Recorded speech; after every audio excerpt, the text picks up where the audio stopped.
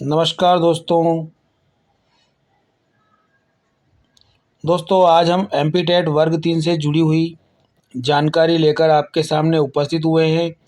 आज हम आपको इस वीडियो में बताने वाले हैं कि एमपीटेट वर्ग 3 में विसंगत पदों का जो रोस्टर जारी हुआ है, डीपीआई और ट्राइबल ने अपना अपना पदों की संख्या का रोस्टर जारी किया है, जिसमें काफ़ी विसंगति देखने को मिली है।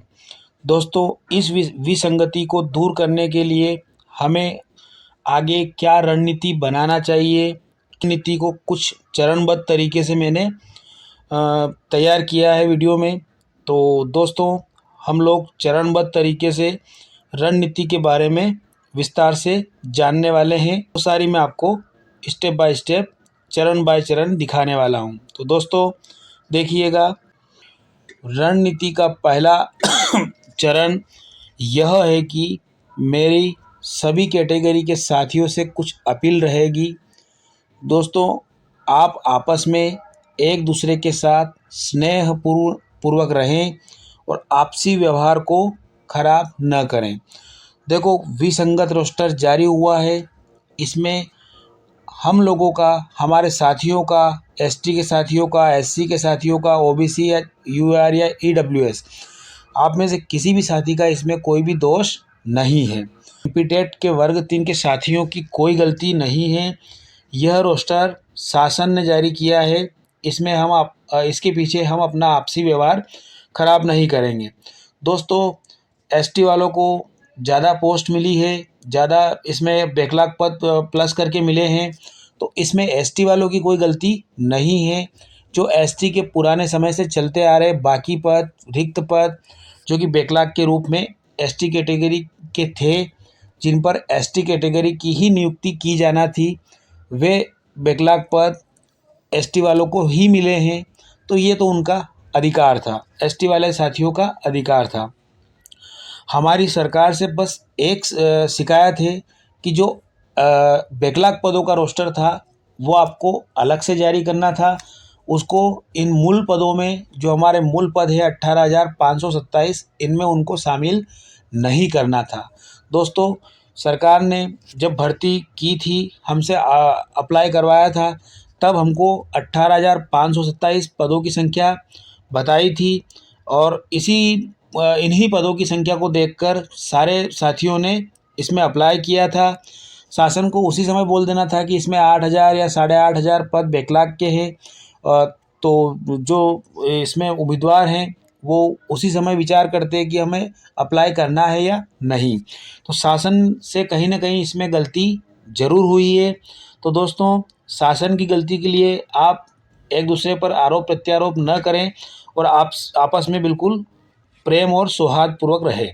दोस्तों ये हमारी पहली अपील आप लोगों से थी। अब बात करते हैं चरण नंबर 2 की। दोस्तों हमारा चरण नंबर 2 रहेगा इसमें रणनीति में पदों की संख्या 51,000। दोस्तों हमें पदों की संख्या 51,000 के लिए सतत संघर्ष करते रहना चाहिए। ऐसा नहीं कि विसंगत रोस्टर जारी हो गया है तो विसंगत रोस्टर के पीछे पड़ जाएं हम और पदों की संख्या वाला मुद्दा हम भूल जाएं।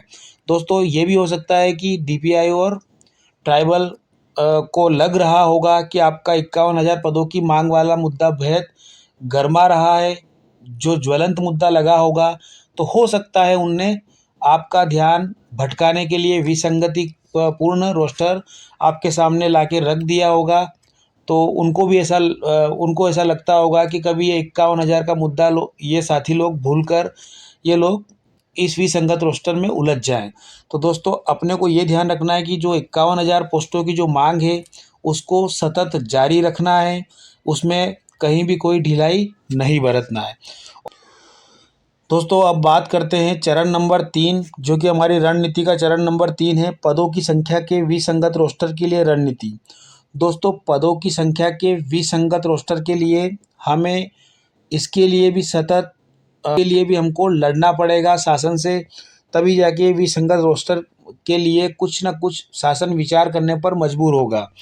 दोस्तों विसंगति तो शासन से हुई है, इसमें बैकलॉग के पदों को अलग से भर्ती करना था, हमारे साथियों की हमेशा से यही मांग चली आ रही है कि आप बैकलॉग के पदों को की भर्ती अलग से करिए, एसटी के बैकलॉग पदों में एसटी वालों को ही नियुक्त करिए।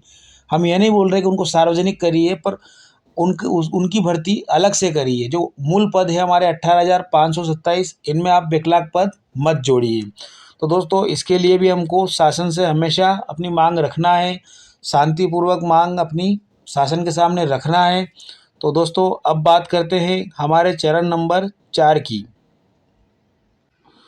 दोस्तों, ट्राइबल विभाग ने जो रोस्टर जारी किया है, उस रोस्टर का विरोध छात्रों के द्वारा किया गया है, और छात्रों के विरोध को देखते हुए ट्राइबल विभाग ने एक न्यूज कल या परसों में एक न्यूज संबंधित व्यक्ति ने दी थी। उनने कहा था कि जब जो ट्राइबल विभाग का रोस्टर जारी हुआ है, वो फिर से अपडेट होएगा। ऐसी बात ट्राइबल विभाग के किसी अधिकारी द्वारा कहा गया है। तो दोस्तों, ट्राइबल विभाग को भी कहीं न कहीं लगता है कि इसमें उन्होंने थोड़ा-सा उनसे कहीं न कहीं भूल हुई है। तो दोस्तों, ट्राइबल विभाग भी इसमें संशोधन करने के मूड में है। तो दोस्तों, हमें सतत प्रयास करते रहना चाहिए। अब बात करते हैं दोस्तों पॉइंट नंबर 5, चरण नंबर 5, जो कि हमारी रणनीति का चरण नंबर 5 रहेगा। दोस्तों, चरण नंबर 5 है सरकार तक अपनी बात कैसे पहुँचाएँ।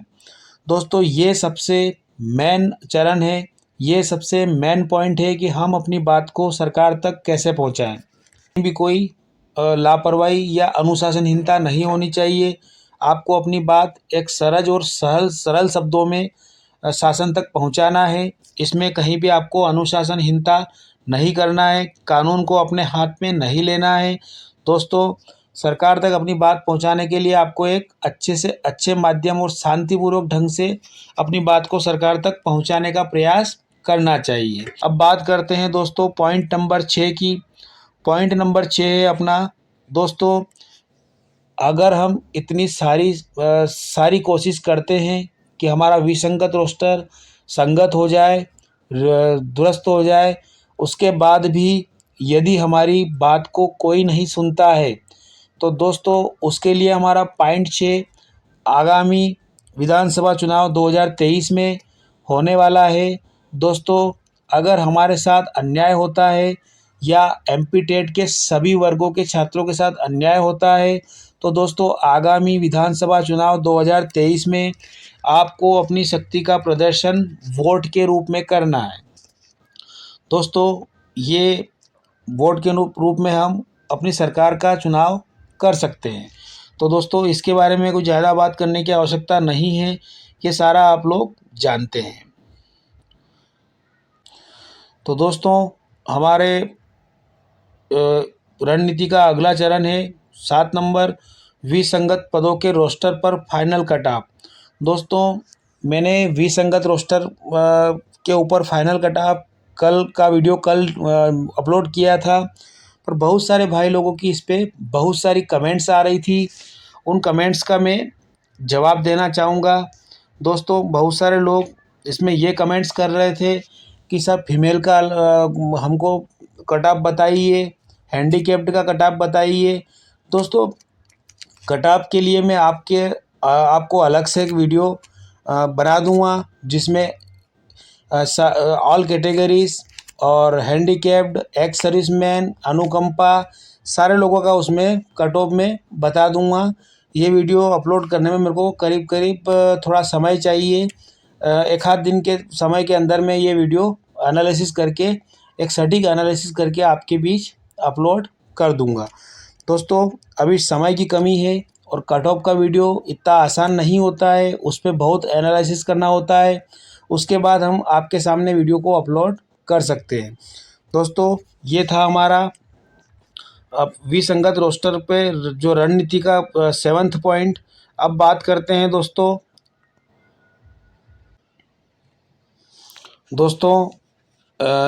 7th पॉइंट का हमारा रणनीति था, जो कि मैं आपको अभी बताया हूँ। इसके अलावा हमारे साथियों में सबसे ज़्यादा कमेंट आ रही है अतिथियों की। अतिथियों के बीच में एक उलझन है। अतिथि साथियों की एक समस्या है, वे हमेशा ये पूछते हैं कि सर हमारे लिए 25% पद आरक्षित है, तो हमें नियुक्ति उन 25% मतलब उनका कहना है कि यदि हम गेस्ट टीचर वाले ऑप्शन पर यस करते हैं तो क्या हमको इन 25% जो निर्धारित पद है इन्हीं पदों में नियुक्ति मिलेगी, या हम जैसे इस कैटेगरी के जो अदर पद होते हैं उसमें भी हम जंपिंग कर सकते हैं। तो दोस्तों सिंपल सी बात है, आप 25% पदों पर अगर नियुक्त हो जाते हैं तो ठीक है, अगर इन पे नियुक्त नहीं होने के बावजूद भी आपकी अच्छी रैंकिंग है तो आप लोग अदर कैटेगरी से मतलब है अपनी कैटेगरी के अदर पदों पर भी आप जंपिंग कर सकते हैं। तो दोस्तों आप टेंशन न लें, किसी भी टाइप का आप मन में संदेह न रखें। दोस्तों अतिथि शिक्षकों के लिए मैं 3 बात फिर से बोलना चाहता हूँ। 3 बातों को ध्यान रखना है। नंबर 1, अतिथि शिक्षक जो है उनको 25% आरक्षण है और 25% सीटों के अलावा वे अदर उनकी कैटेगरी की अदर सीटों पर भी जंपिंग कर सकते हैं। नंबर 2, अतिथि शिक्षक के लिए आपके पास प्रमाण पत्र होना चाहिए। प्रमाण पत्र के अभाव में आपको आरक्षण का लाभ नहीं मिलेगा। नंबर 3, दोस्तों आपका जो प्रमाण पत्र है वो डीओ से प्रमाणित होना चाहिए, चाहे वो ऑनलाइन हो चाहे वो ऑफलाइन हो। और उसके बाद बात करते हैं अगले पॉइंट पे। अगले पॉइंट में आपका प्रमाण पत्र किस टाइप का होना चाहिए उसकी क्वालिटी पर बात करने वाले हैं।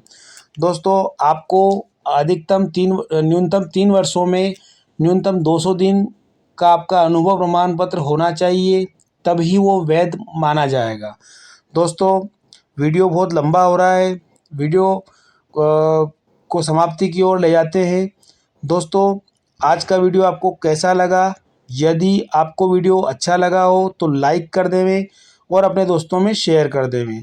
दोस्तों इसके अलावा लाइक शेयर के अलावा यदि आप हमारे वीडियो को पहली बार देख रहे हैं, हमारे चैनल पर पहली बार आए हैं, तो दोस्तों आप हमारे वीडियो के नीचे दिखाई दे रहे लाल रंग के सब्सक्राइब बटन को दबाकर पास के बेल आइकन को के आल पर दबाएं, ताकि आने वाले समय में हम जो भी आपके लिए एमपी टेट से जुड़ी हुई जानकारी लेकर उपस्थित होते हैं तो उसका नोटिफिकेशन सबसे पहले आप तक पहुँचे।